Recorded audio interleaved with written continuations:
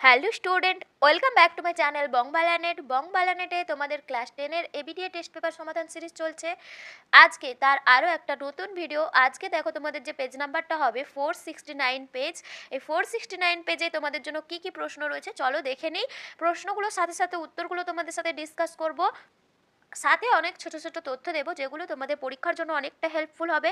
তোমাদেরকে এর আগের সমস্ত পেজগুলো আমি করিয়ে দিয়েছি, তোমরা মাধ্যমিক বায়োলজি 2025 বলে প্লেলিস্ট করা রয়েছে, ওখান থেকেও দেখতে পারো।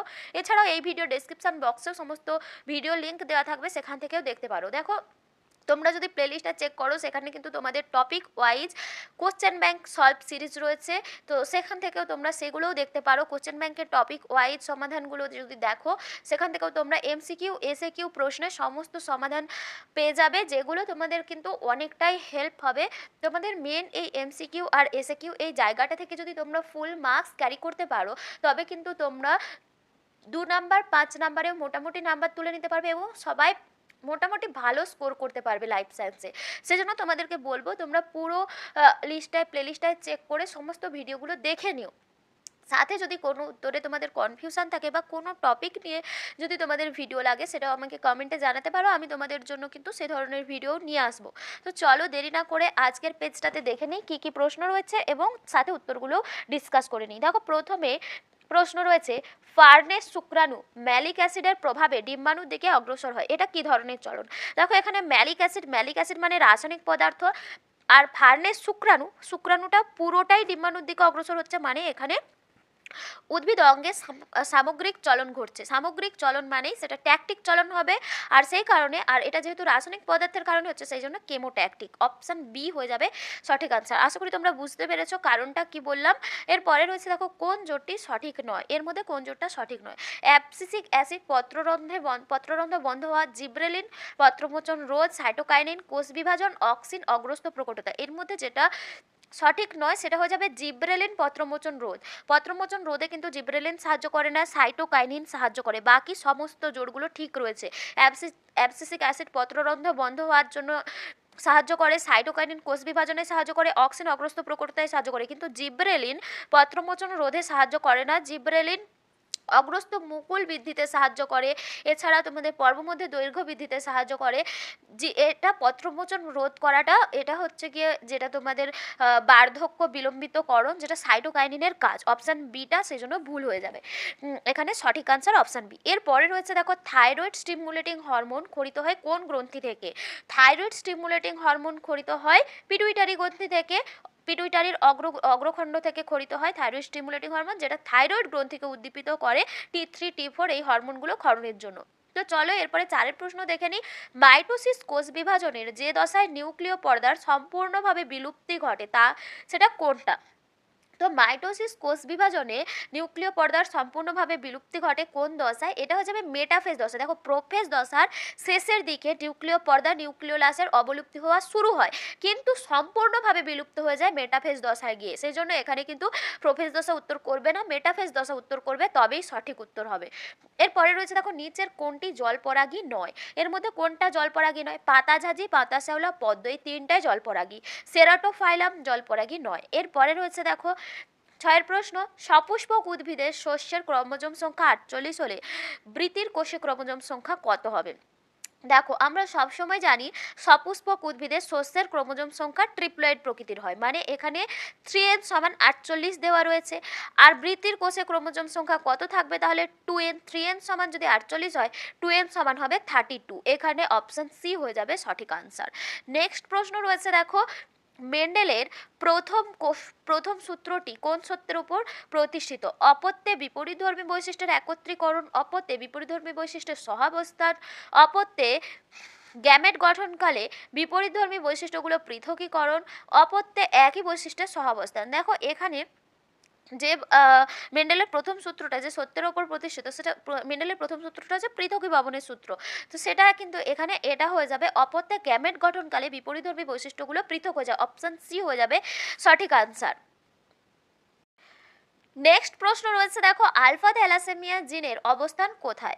আলফা থ্যালাসেমিয়া জিনের অবস্থান 16 নম্বর ক্রোমোজোমে, আর 11 নম্বর ক্রোমোজোমে বিটা থ্যালাসেমিয়া ক্রোমোজোমের জিন অবস্থান করে, বিটা থ্যালাসেমিয়ার জিন অবস্থান করে।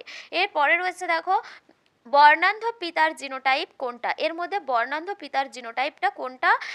এখানে যেটা হয়ে যাবে তোমাদের অপশান এ হয়ে যাবে সঠিক answer, X C. C for colour blindness, ওই জন্য এক্স সি ওয়াই, এটা হয়ে যাবে বর্ণান্ধ পিতার জিনোটাইপ। এরপরে রয়েছে দেখো ঘোড়ার বিবর্তনের সঠিক পর্যায়ক্রম। ঘোড়ার বিবর্তনে অপশান ডি হয়ে যাবে ইওহিপ্পাস, তারপরে মেসোহিপ্পাস, তারপরে মেরিথচিপাস, তারপরে প্লায়োহিপ্পাস, তারপরে ইকুয়াস, এটা হয়ে যাবে সঠিক পর্যায়ক্রম। এরপরে রয়েছে নিচের কোন জোটটি সমবৃত্তীয় অঙ্গ নয়? দেখো সমবৃত্তীয় অঙ্গ নয় বলেছে কোনটা? পাখির ডানা, প্যাটাজিয়াম। দেখো এই দুটোর কাজ একই, সেজন্য এরা সমবৃত্তীয় অঙ্গ। মৌমাছির হুল, কাঁকড়া বিছার হুল, এরাও হুল ফোটাতে সাহায্য করে, মানে শত্রুকে আক্রমণ করতে সাহায্য করে, এটাও কিন্তু সমবৃত্তীয় অঙ্গ, মানে যাদের কাজ একই তারা সমবৃত্তীয় অঙ্গ। মটর গাছের আকর্ষণ, ঝুমকলতার আকর্ষণ, এদেরও কাজ একই, এরা গাছকে আরোহণে সাহায্য করে। কিন্তু এর মধ্যে অপশান ডিটা দেখো ফণিমনসার পত্রকণ্টক রয়েছে, শতমূলীর পর্ণকাণ্ড রয়েছে, এই দুটো কিন্তু আলাদা সমবৃত্তীয় অঙ্গ নয়। এরপরে রয়েছে দেখো 12 প্রশ্ন, অধিক লবণাক্ত জলমগ্ন কর্দমাক্ত অঞ্চলে যে সমস্ত উদ্ভিদ জন্মায় তাদেরকে কি বলা হয়? তাদেরকে কি বলা হয়? হ্যালোফাইট উদ্ভিদ বলা হয়, হ্যালোফাইট। নেক্সট রয়েছে ইউট্রোফিকেশনের কারণ। ইউট্রোফিকেশনের কারণ কি? জল দূষণ। এরপরে রয়েছে এক্সিটু সংরক্ষণের অন্তর্গত নয়। কোনটা এক্সিটু সংরক্ষণের অন্তর্গত নয়? এখানে অবশ্যই যেটা উত্তর হয়ে যাবে অভয়ারণ্য। অভয়ারণ্য এক্সিটু সংরক্ষণের উদাহরণ নয়, বাকিগুলো সব এক্সিটু সংরক্ষণ। অভয়ারণ্য ইনসিটু সংরক্ষণ। এরপরে রয়েছে ডিসলেক্সিয়া কোন মৌলের বিষক্রিয়ার কারণে হয়? সিসা। নেক্সট রয়েছে দেখো তোমাদের শূন্যস্থান পূরণগুলো উত্তর বলে দিচ্ছি, শুনে নাও। দেখো ড্যাশ হরমোনের অধিক ক্ষরণে কুশিং বর্ণিত রোগ হয়। কুশিং বর্ণিত রোগ হয় এসিটিএইচ বা অ্যাডিনোকর্টিকোটপিক হরমোন ক্ষরণের অধিক ক্ষরণে। মানব মস্তিষ্কের তিন স্তর বিশিষ্ট ঝিল্লি আবরণকে একত্রে কি বলা হয়? মেনিনজেস পর্দা বলা হয়, মেনিনজেস। উদ্ভিদ কোষে মাইটোসিস কোষ বিভাজনে বেমতন্তু গঠন করে সাইটোপ্লাজমের যে বস্তু তাকে কি বলা হয়? এটা লিখবে মাইক্রোটিউবিউল। মাইক্রোটিউবিউল বেমতন্তু গঠন, উদ্ভিদ কোষে বেমতন্তু গঠনে সাহায্য করে। গিনিপিগের সিকাম সক্রিয় অঙ্গ যা মানুষের ক্ষেত্রে ড্যাশ নামে নিষ্ক্রিয় অঙ্গে পরিণত হয়েছে? অ্যাপেন্ডিক্স নামে নিষ্ক্রিয় অঙ্গে পরিণত হয়েছে, অ্যাপেন্ডিক্স। নেক্সট রয়েছে জেফেমের ধারণাটি প্রথম সূত্রপাত হয় পশ্চিমবঙ্গের পশ্চিম মেদিনীপুর জেলার ড্যাশ অরণ্যে? আরাবাড়ি অরণ্যে, আরাবাড়ি অরণ্যে। নেক্সট রয়েছে ছোট বি, বড় বি, ছোট বি, বড় আর ছোট আর জিনোটাইপযুক্ত গিনিপিগ থেকে ড্যাশ প্রকার গ্যামেট উৎপন্ন হয়? কয় প্রকার? 4 প্রকার গ্যামেট উৎপন্ন হয়। গ্যামেট নির্ণয় করার সূত্র তোমাদেরকে এর আগে অনেকবার আমি বলেছি প্রত্যেকটা পেজে, তোমরা এটা আশা করি তোমাদের খেয়াল আছে।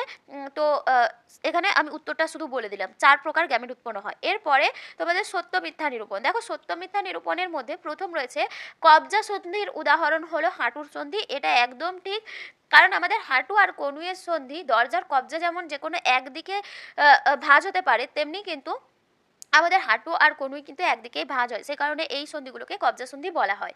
এরপরে রয়েছে দেখো বিএমআর, যেটা বেসাল মেটাবলিক রেট, এটা থাইরক্সিন হরমোন দ্বারা নিয়ন্ত্রিত হয়, এটাও ঠিক রয়েছে। নেক্সট রয়েছে ব্যাকটেরিয়া ইস্ট অ্যামিবা মাইটোসিস কোষ বিভাজন পদ্ধতিতে বংশবৃদ্ধি করে, এটা একদম ভুল, কারণ ব্যাকটেরিয়া ইস্ট অ্যামিবা এরা সব অ্যামাইটোসিস কোষ বিভাজন পদ্ধতিতে বংশবৃদ্ধি করে। দেখো 2-10 বলেছে জীবেদের জিনগত বৈশিষ্ট্য প্রকাশকে ফিনোটাইপ বলা হয়। জীবেদের জিনগত বৈশিষ্ট্যের জন্য যে বৈশিষ্ট্য প্রকাশ পায়, মানে জিনগত সমাহারের জন্য যে বৈশিষ্ট্য প্রকাশ পায় তাকে ফিনোটাইপ বলা হয় না, জিনোটাইপ বলা হয়, সে কারণে এটা ভুল হয়ে যাবে। নেক্সট রয়েছে ঘোড়ার বিবর্তনে তার খুর ও দাঁতের আকার ক্রমশ বৃদ্ধি পায়। দেখো এটা কিন্তু ঠিক হয়ে যাবে। নেক্সট রয়েছে যে নাইট্রোব্যাক্টার একটি ডিনাইট্রিফাইং ব্যাকটেরিয়া। দেখো নাইট্রোব্যাক্টার কিন্তু ডিনাইট্রিফাইং ব্যাকটেরিয়া নয়, এটা নাইট্রিফাইং ব্যাকটেরিয়া, সে কারণে এটাও ভুল হয়ে যাবে। তো এরপরে চলো দেখে নিই তোমাদের যে স্তম্ভ মেলানোটা রয়েছে। মায়োপিয়া রোগ কি হয়ে যাবে? এখানে মায়োপিয়া রোগের ক্ষেত্রে অবতল লেন্স ব্যবহার করা হয়, কারণ এক্ষেত্রে তোমাদের দূরের দৃষ্টিটা ব্যাহত হয়, কাছের দৃষ্টি ঠিক থাকে, সে কারণে দূরের জিনিসকে দেখার জন্য অবতল লেন্স ব্যবহার করা হয়। নেক্সট রয়েছে অ্যামাইটোসিস। অ্যামাইটোসিস হচ্ছে গিয়ে বেমতন্তু গঠন ব্যতি রেখে যে কোষ বিভাজন হয় তাকে অ্যামাইটোসিস বলা হয়। তারপরে একটা অ্যালিল দেওয়া রয়েছে একজোড়া, দেখো বড় বি ছোট বি, এই অ্যালিলটা কি? Heterozygous allele. নেক্সট রয়েছে উটের আরবিসি ডিম্বাকার হয়। ডিডিটি যেটা ক্লোরিন যুক্ত কীটনাশক জৈব বিবর্ধন বা বায়োম্যাগনিফিকেশনের জন্য দায়ী। জোড় কলমে স্টক আর সিয়ন ব্যবহার করা হয়। তো এটা ছিল তোমাদের স্তম্ভ বিস্তম্ভ। এরপরে চলো 6টা প্রশ্ন নেক্সট দেখে নিই। এখানে বিসদৃশটি তোমাদেরকে চিহ্নিত করতে বলেছে, বিসদৃশটি বেছে লিখতে বলেছে। এফএসএইচ, এসটিএইচ, এডিএইচ, টিএসএইচ, এটা তোমরা অনেক পেজেই করেছে। এখানে এডিএইচ হবে, এডিএইচ পশ্চাৎ পিটুইটারিতে থাকে, আর বাকিগুলো সব অগ্র পিটুইটারি। নেক্সট রয়েছে লেন্স ও রেটিনার অন্তর্বর্তী প্রকোষ্ঠে অবস্থিত তরলটার নাম কি? তাকে ভিট্রিয়াস হিউমার বলা হয়, ভিট্রিয়াস হিউমার। নেক্সট রয়েছে প্রথম শব্দজোড়টা বুঝে দ্বিতীয় শব্দজোড় লিখতে বলেছে। এখানে দেখো হ্যাপ্লয়েড যদি জননকোষ, মানে যে কোনো জননকোষ যদি হ্যাপ্লয়েড হয় তাহলে শস্য নিউক্লিয়াস কি হবে? 3n বা ট্রিপ্লয়েড হবে। এখানে ট্রিপ্লয়েড লিখবে। জননকোষ হ্যাপ্লয়েড, জননকোষ ট্রিপ্লয়েড, শস্য নিউক্লিয়াস। নেক্সট রয়েছে দেখো প্রাণী কোষ বিভাজনে সাহায্যকারী একটি কোষ অঙ্গাণুর নাম লেখো যা উদ্ভিদ কোষে অনুপস্থিত। আচ্ছা, প্রাণী কোষ বিভাজনে সাহায্যকারী কোষ অঙ্গাণু যেটা উদ্ভিদ কোষে অনুপস্থিত, এটা হবে সেন্ট্রোজোম।